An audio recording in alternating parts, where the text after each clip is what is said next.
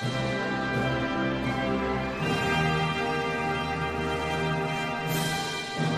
morning, JRPG fans. Welcome back to the JRPG Report. This is going to be episode 102. We've got a very fun and interesting show for you guys today. And what a time to be a gamer, and in particular, a JRPG fan, as this week we were treated to the Final Fantasy VII Remake demo. We're going to talk a little bit more about that later on in the podcast, as I want to have a pretty, I don't want to say deep discussion, but we're definitely going to talk about what's in the demo and maybe what's not in there, as well as your feedback from the Facebook group. But I want to leave that at the very end out of respect for A, if you haven't played it yet and you want to, or B, if you are one of the people who are not playing it and want to wait until the full game comes out, and I guess C, if you are just in the camp that you don't really care about this game, that it is off your radar completely. So I want to leave it at the very end, and we will make that so that if you want to just skip out for the rest of the podcast, you can do that. But we've got some other news to get to, and I say what a time it is to be a gamer. I made a comment the other night, or maybe it was a tweet, something to the effect of, I felt like I was a teenager again. In the night I played the demo, I'm also taking I'm throwing up the air quotes right now, a quick break in between now and when Royal launches at the end of the month, and playing through some other games that I got like at Christmas or a while back. And the first one that I wanted to play was Resident Evil 2's remake. So completely taking me back to the late 90s in one night. And just on a side note, if you are a Resident Evil fan and play the games back in the day, you've got to play this remake. It is incredible, and further piggybacks my notion from, oh gosh, I don't know when we cover this on the podcast, but I am firmly in the camp that any good PS1 game, or one that's remembered fondly, needs this treatment. I don't want to go back to Super Nintendo days, because I think those games actually held up pretty well in terms of the graphics, even today's standards. PS1 games, they were kind of ugly. The technology was so new. What they were trying to do with what was actual reality can be reimagined with today's technology. Get some of these young developers a chance at the reins, and games like Remake 7 and games like Resident Evil 2 and Resident Evil 3 coming up show exactly why these games need to be remade, faithful to the originals, however made with today's graphics and gameplay, and it's phenomenal. One of the best games I've played in a while. So let's get into the actual JRPG news. That's why you're here, and I'm going to start off with a bit of a rant, and gosh darn it, in-ass America, you got me again. Yeah.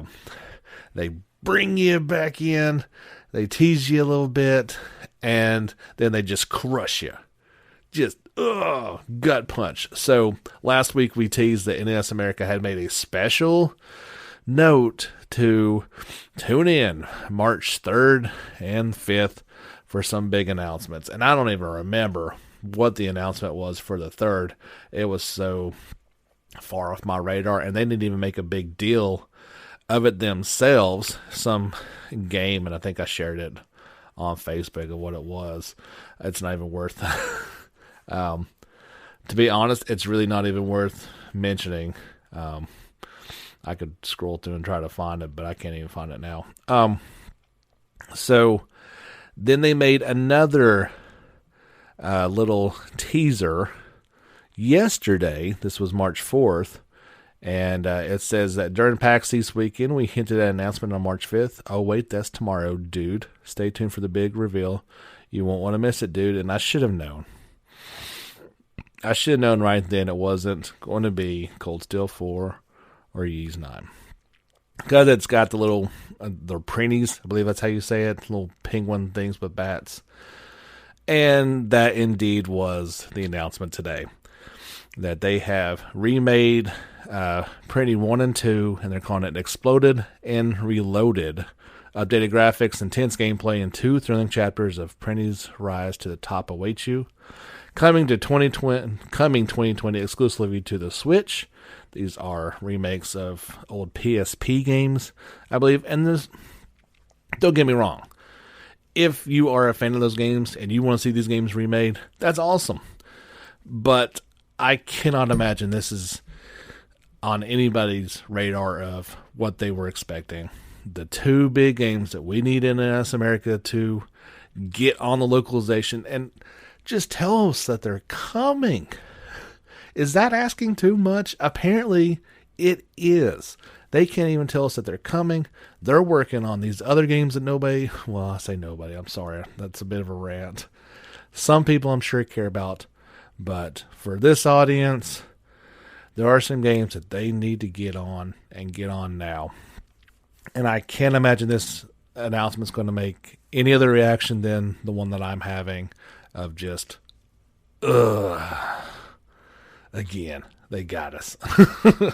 So let me just stop all that negativity. I don't want to get into that too much, but we did have some other news, and let's get to that now. So nothing else really dominated the headlines other than the demo, but we did want to give some interesting news.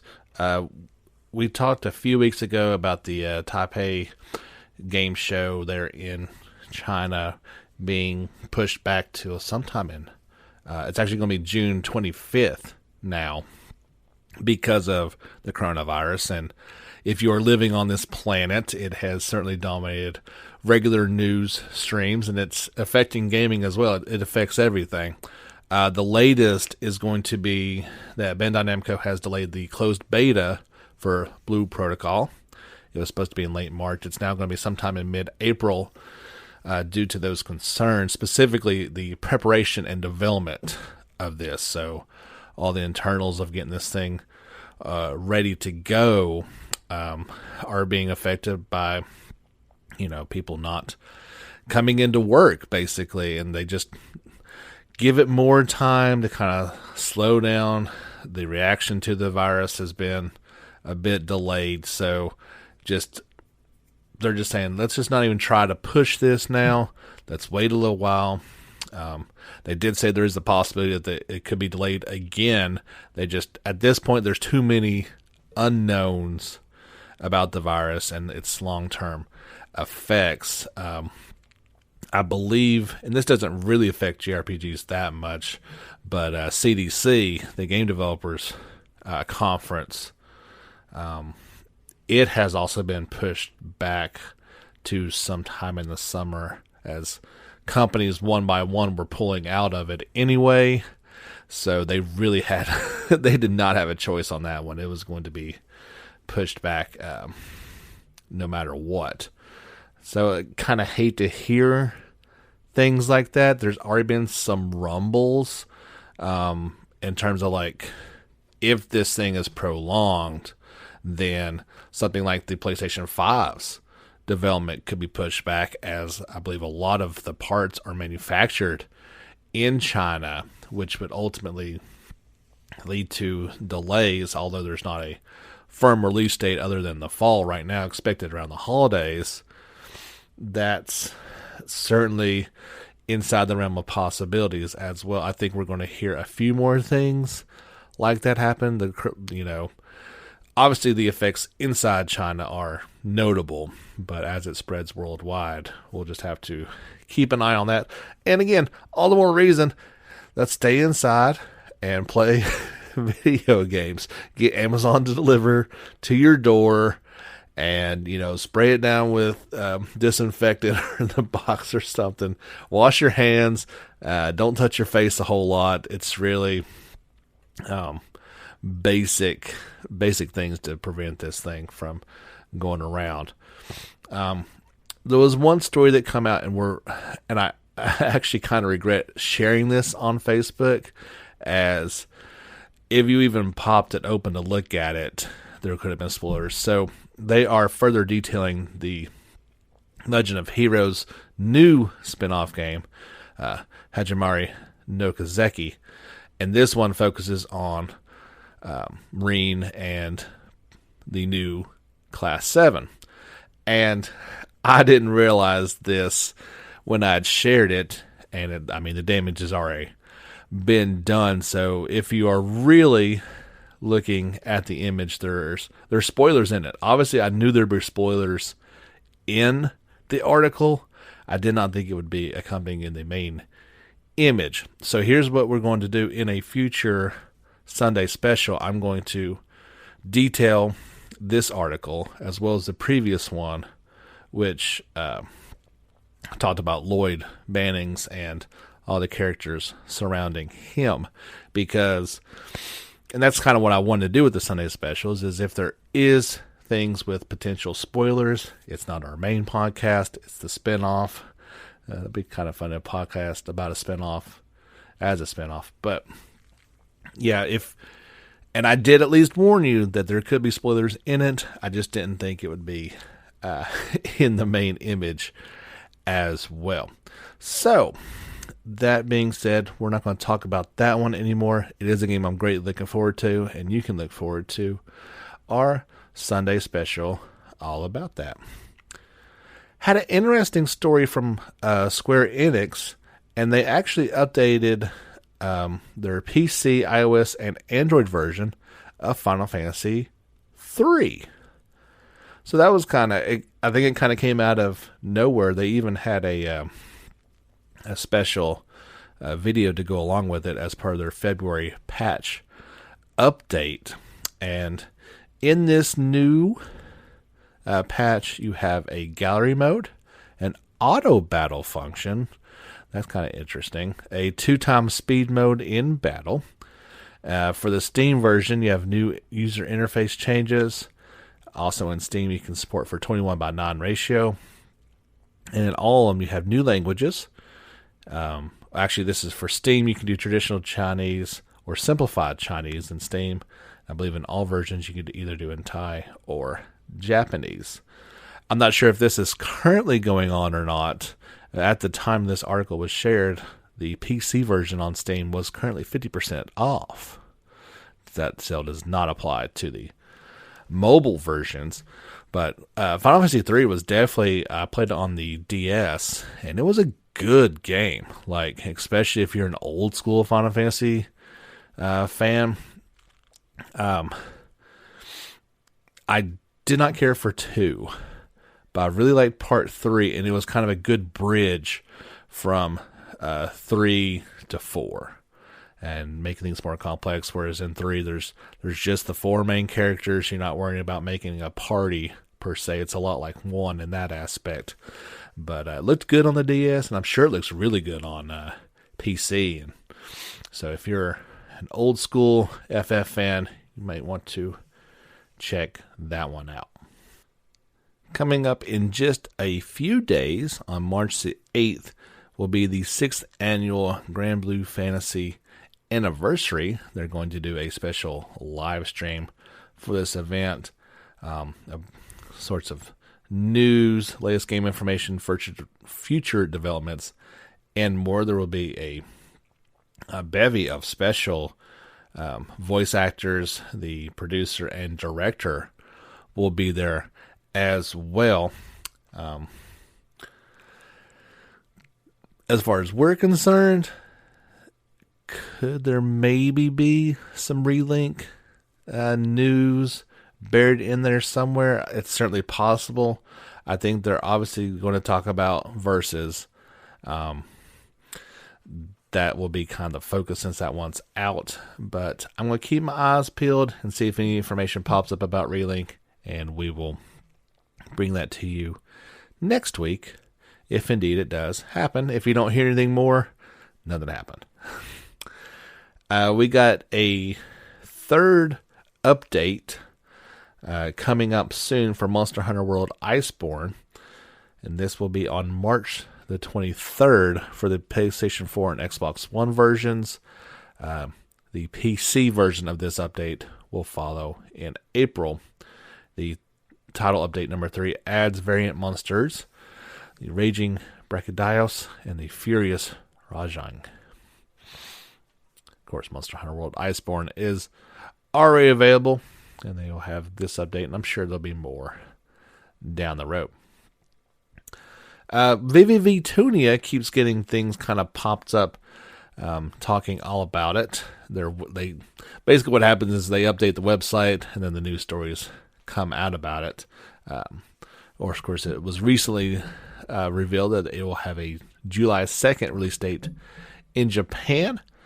So here, goodness, water bottle decided to make an appearance in the podcast. Here is what the game is about. Hyperdimension Newtonia X virtual YouTuber. That's, I guess, what they're calling the players. A large-scale spin-off entry in the Neptunia series with the creative cooperation of Jin. I'm not sure who that is. I guess it's a developer. It's set in the Virtua Land, a cyber world in another dimension. The story begins when the quote-unquote goddesses, which consist of Neptune and friends, and Virtua Land idols Mutrel are summoned by the saviors by Fair, the cyber goddess of the planet Imo in Virtua Land. It's quite a mouthful. I don't understand what any of that means, but if you are a fan of the series, maybe you understand. They say pay close attention to the latest entry in the Neptune series, which tells a story set in another world. It looks good. It looks like an action spin-off with some good stuff. They say that some of the returning key features are the charming characters, of course, brand new character models for the Neptunia series characters, run around the world with even cuter characters, they say. And they say even the story is expanded via the lively 3D models. They say there's double action goddess times virtual idol, fight using 2 control methods, third-party shooting when playing as the goddesses, and sword and bow combo action when playing as the virtual idols. Switch between characters in real time to take down the enemies. Popular virtual YouTubers will appear. A large number of popular real-life virtual YouTubers appear. By rescuing the captured virtual YouTubers, they will appear in either player support or base character roles, as well as ask the player to complete quests. And of course, there is the emotional dance system, Beat Tick. The main heroines dance adorably on screen, match the beat, and aim for the highest score. By wearing accessories, you can change the character's appearance to your liking. Definitely sounding like an interesting title, to say the least, in that classic Neptunia style. Hopefully there is also all the humor that the series is known for.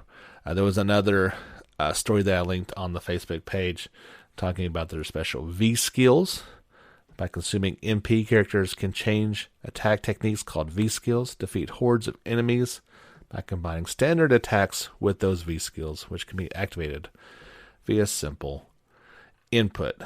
I got a bunch of images that go along with that you can check out. Just head on over to Facebook page, JRPG Report, and you can see all that and more. Let's take a quick break here. We'll have a word from our sponsor and be right back with the JRPG Report, episode 102. We got a story from Sega the other day as they released a story trailer and new set of screenshots for Sekiro Wars.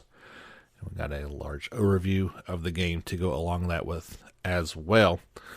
It's a game that I've been a little unsure about. This trailer definitely has me a lot more interested in the game than I was previously.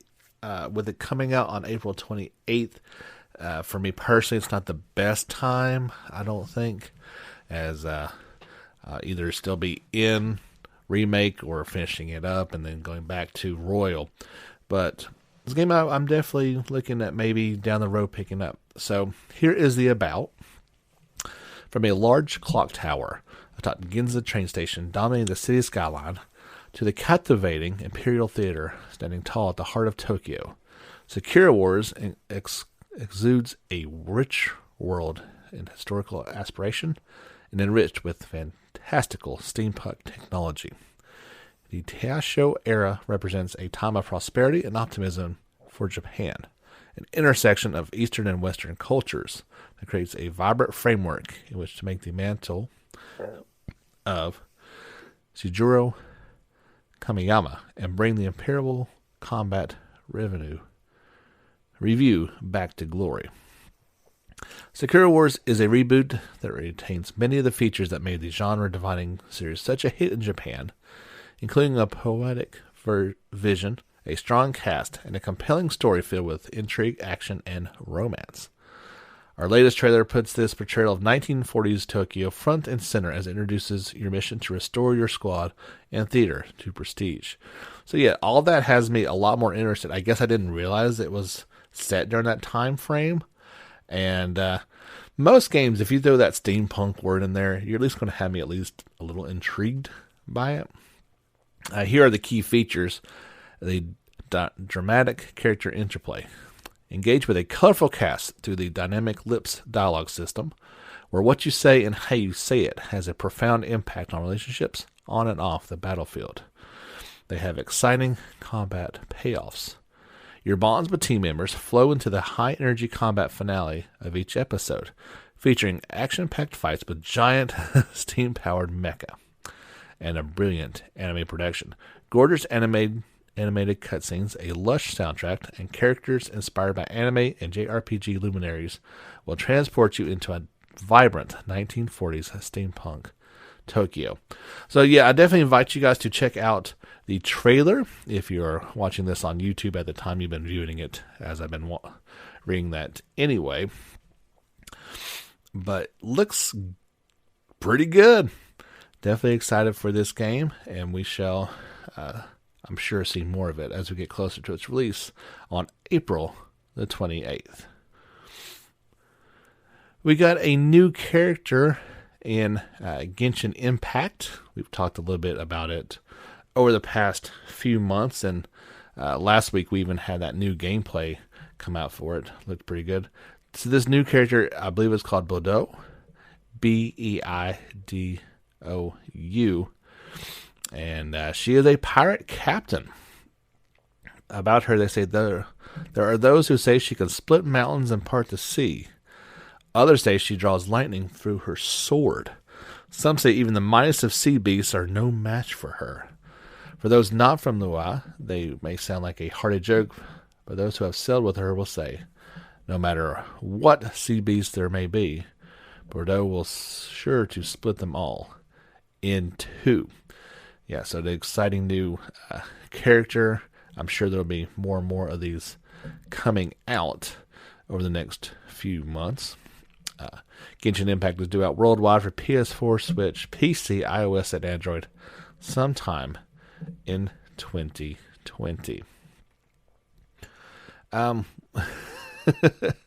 There was a piece come out, and you're going to see a bunch of marketing come out along with Final Fantasy VII Remake. Of course, one of the few most expensive ones, I'm sure, is going to be this. They call these neck speakers, and this one I think is in Japan only. We may see something in the West eventually, but it is going to cost 29,380 yen.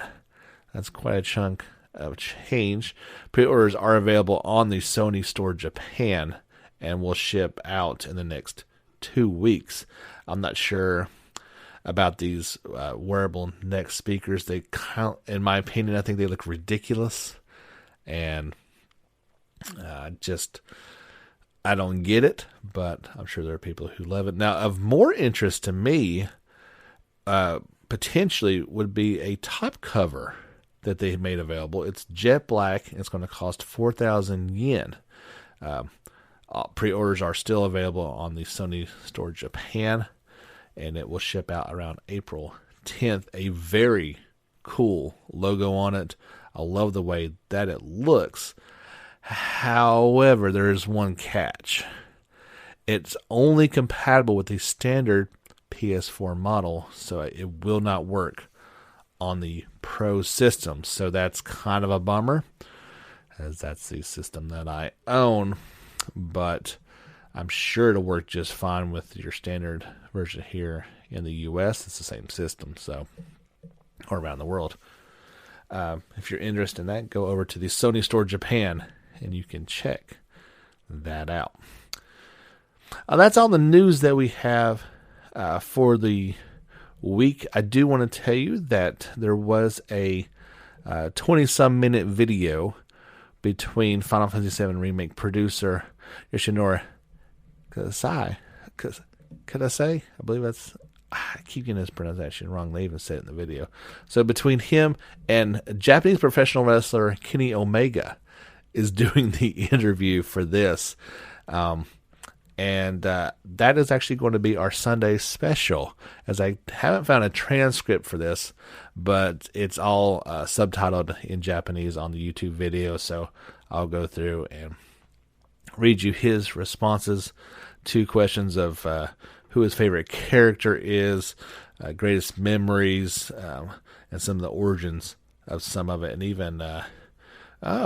here's an interesting question, so this will be a little teaser. They asked a question: would you like to see more of a remake, perhaps, or new game in the Parasite Eve series? So you'll have to check in on Sunday to hear that answer and many more in a could be funny interview. This I'm not familiar with Japanese professional wrestling, let alone American or any other type of wrestling, but this character looks pretty pretty cool, Kenny Omega, so it could be an interesting interview to say the least. But yeah, check out on Sunday. We'll have that Sunday special for you this week. So now, yeah, if you want to check out for the rest of the podcast, I will completely understand, because it's going to be remake only from this point on, and we will see you either on Sunday or next week. Thanks for listening. If you're still with us, that means you want to talk about Remake and the demo and everything that goes along with it. I can't tell you there won't be spoilers in there, as there's going to be plenty of stuff we want to talk about. I'll try to keep it at least respectful for the idea that if you haven't played it before and what could come down the road, I won't ruin that for you either. So I definitely asked for you guys' opinion on it, and we got some input from Dan, Dalton, and Hans, and we will go over that right now. Dan played it. He said it was fantastic visually. That's the first thing that comes across, and that has been from the get-go, is how amazing this game looks. He says the dialogue was generally good, although Barrett was way over the top. That's just him. It's not until very much into the game before anything like that changes. He is an over-the-top character. That's his personality. At the very beginning, it feels a little held back, but his true colors come out completely. He said combat was fun, but didn't feel especially responsive. And in the boss fight, it was difficult to see when it would attack because of the camera angles. I agree, the combat was fun. In my assessment of it, I felt like it was very much like an action RPG, and definitely not just an action game. So maybe that was some of the responsiveness he was referring to. I enjoyed it. I played it on classic mode. So I believe it's classic, easy, or normal. Classic mode is easy in terms of monster HPs and how much it affects you. Maybe some of the items that are given out. That's the mode that I was most interested in playing. I need to go back through and play it on normal, see if that changes my opinion of it. And in that mode, it says that it auto attacks for you and dodges, but I kind of found myself still playing along and blocking, and about halfway through the boss fight, I finally realized there was a dodge roll option as well, very much like Kratos in God of War. Well, not the latest one, but in the other ones you could roll around and avoid attacks. I felt the combat was fun. If I were to just let it play and not hit attack, it would do that for me, and I finally let it do that, and you just pick your abilities as they come up and fill up in the ATB bar. I need to go back and play it again and see, but I don't want to play it again. I'd rather just wait. So if I can resist, that's what I'm going to do, and just wait till April 10th. On a complete side note, before I forget this thought, that it was supposed to, of course, the demo comes out March 2nd, a day before the original release date.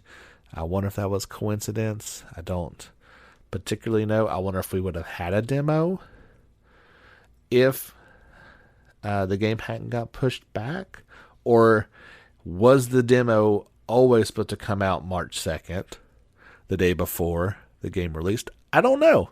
Those are some interesting questions I'd love to have answered.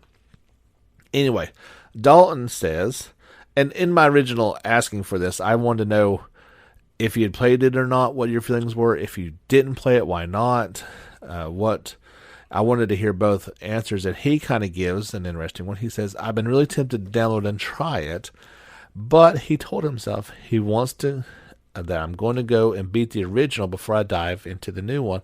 That's an awesome opinion. I'm sure there's plenty of people who have never played the original before, and they're playing this for the first time. Maybe there's plenty of people that want to go back and play the first one first, and I would say that's the recommended course of action, that you would probably get the most out of Remake if you in fact have played the original. But you do whatever you've got to do in the situation, and I'm sure it's going to be a good experience no matter what. So good luck, Dalton, in getting the original beat. It's not a super, super long game, so you should be able to knock that out. And Hans went a different direction altogether. He says, I have a hard time accepting Final Fantasy VII this way. But that's a personal take. He's not buying the game until all chapters are released, and I respect that as well. I'm sure there's plenty of people who don't want to play this game just because they are purists, they love the original, and don't want to play it this way. If I had it my way, I would love this game looking like it does, but still have the turn-based battle system, engaging in run into an enemy, or you can even pre-attack it. That's fine if you want to put that in there, and then going into a battlefield with the traditional game just looking phenomenal. But we didn't get that game. This is what we got. And as I told Hans, I was like, you're probably going to have to wait a while until all these episodes come out. And he said, if I play the chapter by chapter, then I will have forgotten 90% of the game when Sephiroth fight comes. Yes, that is indeed true. So I kind of threw some of my thoughts in there. Overall, I thought the demo was incredible. I think it took a little over an hour to complete everything. It is the first bombing run, so you get through there down to the reactor core, have your fight with the Red Scorpion, and then there's a little bit after that, but really not much. It ends right about there.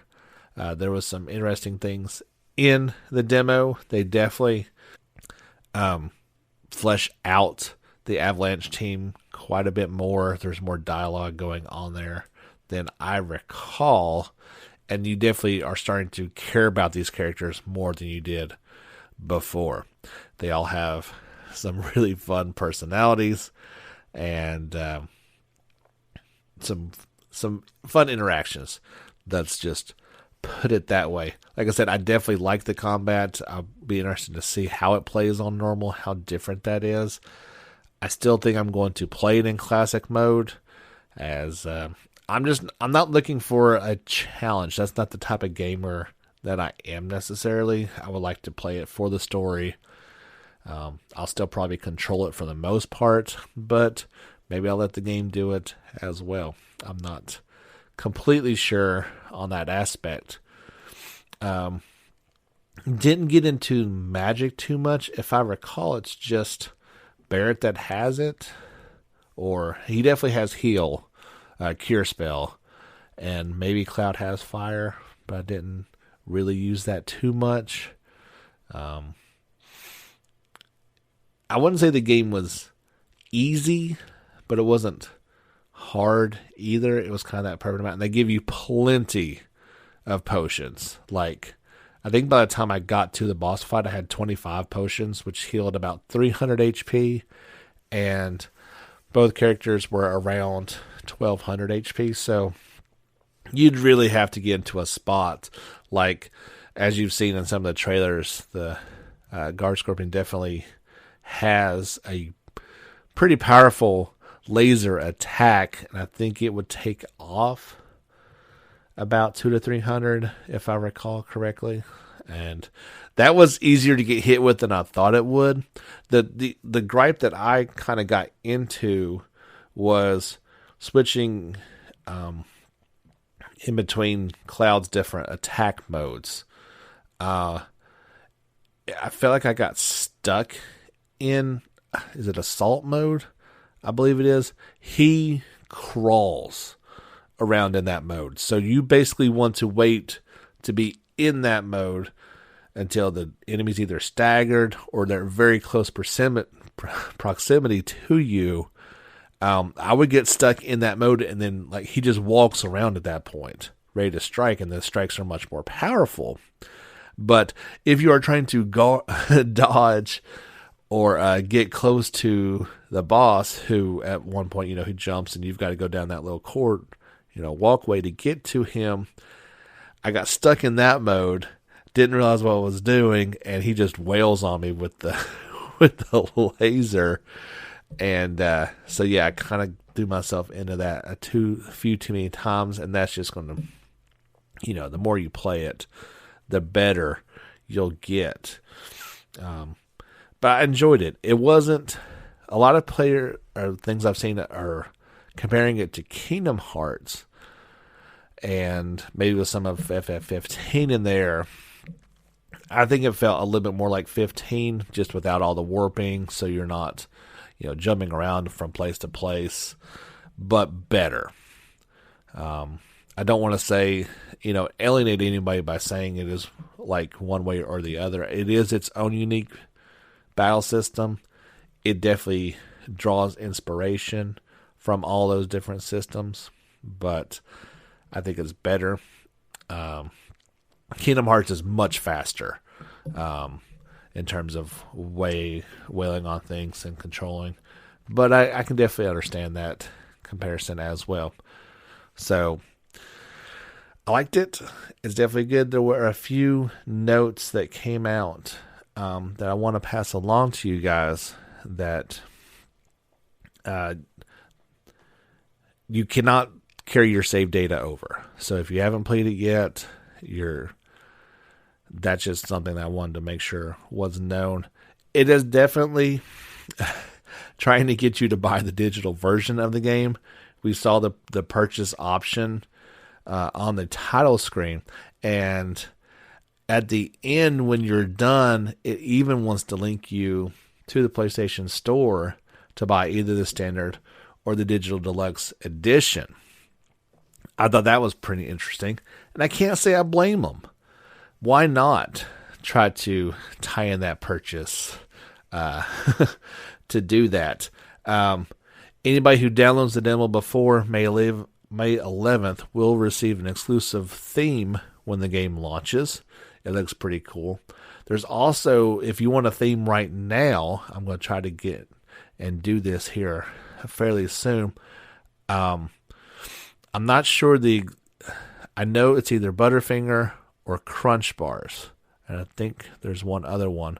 If you buy like 2 of those and you scan in something with your phone and go to the website, you can get the free Tifa theme. And so I feel like I need to do that. There's tons of videos out there from everybody. There's live previews that go along with all kinds of stuff. 2 other quick notes I want to pass along. The game has gone gold. They can confirm that. They may need some time for final quality enhancements via a download at some point, but there will not be any further delays. The game is absolutely coming out on April 10th. I say that, and then I talked about coronavirus. So obviously, there is a possibility that something along those lines could come out and push it back. But in terms of if things go normally and there's nothing affecting it that way, it'll be in your hands on the 10th. One other interesting thing that came out, and this was from co-director Hamaguchi. Now, he confirmed that Red 13 will not be playable in this game, but will join you, quote unquote, a guest character that fights alongside you during the last part of the story. That's very interesting. And I don't know how I feel about that. This is the last thing I want to kind of touch on. Obviously, we know that's right around the end of Midgar, so maybe they just didn't want to get into having to deal with a new character. I don't know. I really don't know, and I don't like it. And there was something interesting that in the demo, you start as Cloud. When Barrett joins you, what exactly did it say? I thought it just said a new character has joined you to some of the effect. And I almost wonder if you're not going to have a party in this one that you have to select characters. That you're always going to have either 2 or 3 characters in your party fighting at all times. You're not going to have to make a choice. I don't see how that's possible completely, but I just have this feeling, and we're not going to know until we get our hands on it and have played the entire, for lack of a better word, we're going to call it episode 1, whether or not you're going to have to choose a fighting party that, like it says with Red 13, joining you as a guest character to fight alongside. I don't know. It's a very odd thing that's popped up, and I'm sure there's going to be more things like this as we get closer and closer, but I don't know. This is definitely its own game. It's not the game that we played back in the 90s or the various offshoots. It's going to be something new, and we're going to have to deal with it. All right, so that's all for episode 102. Thank you guys so much for tuning in. Don't forget, give us a like on Facebook, on YouTube, Twitter. We have a website, jrpgreport.com. You can sign up for listener support at the bottom of this episode. Be thrilled if you would be so kind as to do that. You know, you can do as little as $1 a month. Every little bit to keep this podcast going would be awesome. Don't forget our Sunday special. We'll have that exclusive interview with Remake producer Kasai. That's coming up on Sunday. So until next time, guys, I will sign off. James Fisher for the JRPG Report. So get back out there and level up.